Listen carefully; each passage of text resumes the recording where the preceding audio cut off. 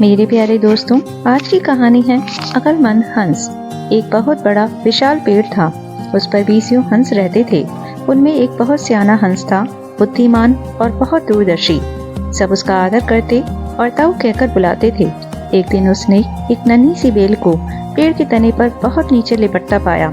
ताऊ ने दूसरे हंसों को बुलाकर कहा, देखो, इस बेल को नष्ट कर दो। एक दिन यह बेल हम सबको मौत के मुंह में ले जाएगी। एक युवा हंस हंसते हुए बोला, ताऊ, ये छोटी सी बेल हमें कैसे मौत के मुंह में ले जाएगी? सियाने हंस ने समझाया, आज ये तुम्हें छोटी सी लग रही है, धीरे धीरे यह पेड़ के सारे तने को लपेटा मारकर ऊपर तक आएगी। फिर बेल का तना मोटा होने लगेगा और पेड़ से चिपक जाएगा।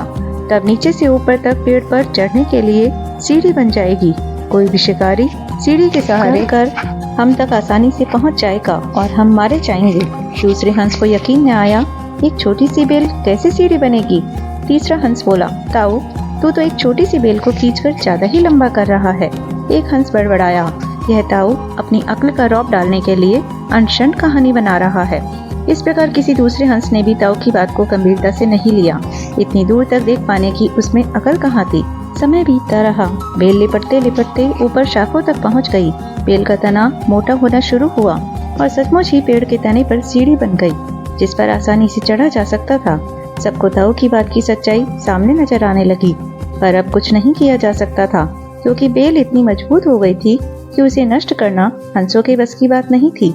एक दिन जब सब हंस दाना चुगने बाहर गए हुए थे, तब एक बहेलिया उधर आ निकला।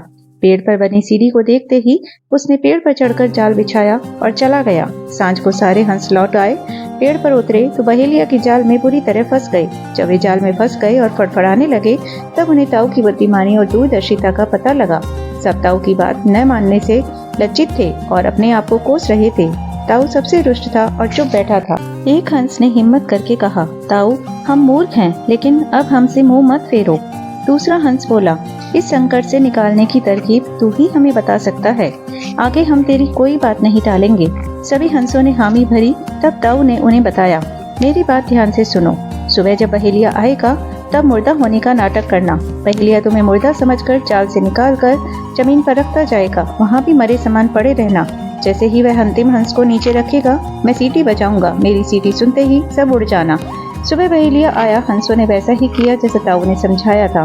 सचमुच बहेलिया हंसों को मुर्दा समझकर जमीन पर पटकता गया। सीटी की आवाज के साथ ही सारे हंस उड़ गए। बहेलिया अवाक होकर देखता रह गया। दोस्तों, इस कहानी से हमें सीख मिलती है कि बुद्धिमानों की सलाह को हमेशा गंभीरता से लेना चाहिए। अगर ये कहानी आपको अच्छी लगी हो तो प्लीज आप इसे ज्यादा से ज्यादा लाइक और शेयर कीजिए, और ऐसी ही और मोटिवेशनल वीडियोस के लिए मेरे चैनल फ्रेग्रेंस मोटिवेशनल को सब्सक्राइब भी कर लीजिए। और अगर आप मुझे फेसबुक से देख रहे हैं तो मेरे पेज फ्रेग्रेंस ऑफ ज्ञान को फॉलो भी कर लीजिए।